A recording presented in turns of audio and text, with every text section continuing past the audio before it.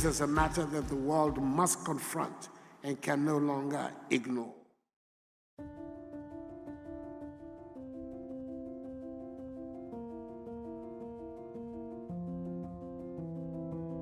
Can you tell me your involvement in the reparation campaign? I was a member of the anti-apartheid movement in Barbados for many years, going back to 1977, the South African Liberation Committee, the Free Nelson Mandela Committee, and the Pan-African Movement of Barbados, a founding member of, I served as General Secretary of the Pan-African Movement of Barbados at the time. Coming out of the Pan-African movement in the 1980s, we felt a need and a call for us to work towards fighting a battle for reparation, because we felt that reparation is something that should be paid to persons who were taken advantage of by Western Europe, and in particular here in Barbados, by the royal family. So for me, as a young man at the time, I saw the urge and the need to be part of a process that was prepared to fight for reparation.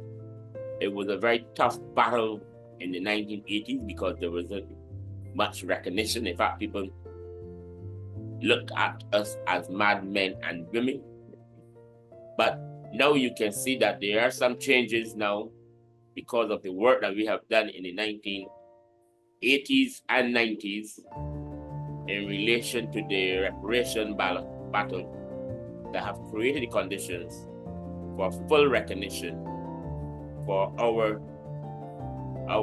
position as it relates to reparation. I am happy because I have been part of a movement that helped to fight a very serious battle, okay, against US imperialism, against British colonial powers, and even against our local capitalist system that have exploited our people. So I am very happy to know that I've spent my life being part of a team that have been fighting many battles so as to create the conditions for our poor and powerless people in Barbados and in the Caribbean. I would say that ever since I began to study history at high school, coming through various universities, I have been conscious of the need to join those who were calling out for compensation for historic wrongs. Because you can't study history and not be aware of the historic wrong. In terms of a formal joining of the campaign, I would say that came around 2001 after the Durban Anti-Racism Conference. And those who were at the conference, when they came back to Jamaica, and I can think of Barbara Blake Hanna, she started the Jamaica reparation movement. And she asked me to be the consultant historian. So I would say officially since 2001, I have been in the movement. So that now, I mean, in the 2000s, I also chaired the Jamaica National Reparation Commission. I'm now a vice chair of the CARICOM Reparation Commission. During your campaign, did you experience any pressure or hardships? Yeah, there have been some very serious hardships because in the 1980s, because of our ideas, some of us were denied the opportunity to employment. Some of us were monitored by the police force. When you travel, when you move around Barbados, you were monitored. Because to make the call for reparation, to make the call against the apartheid system in South Africa, to make the call against imperialism, you were seen as a revolutionary and you were seen as someone against system.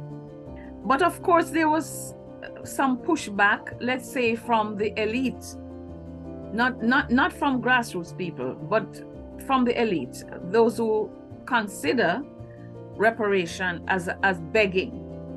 But it's not an act of begging. It's a right for a crime against humanity.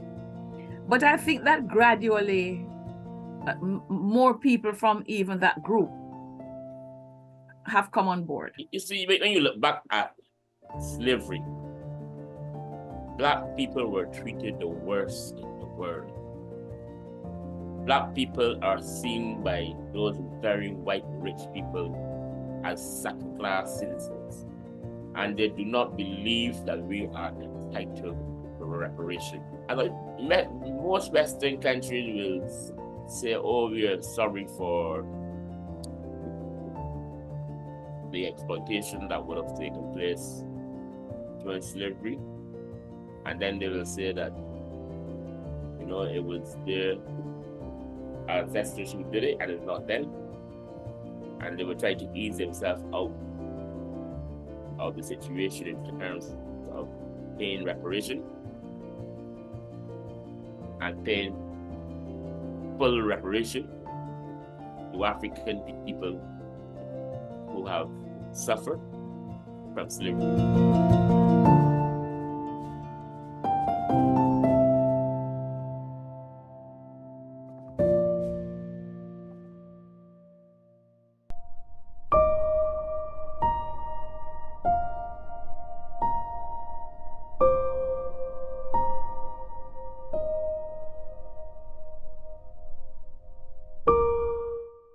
What do you think of the UK's attitude?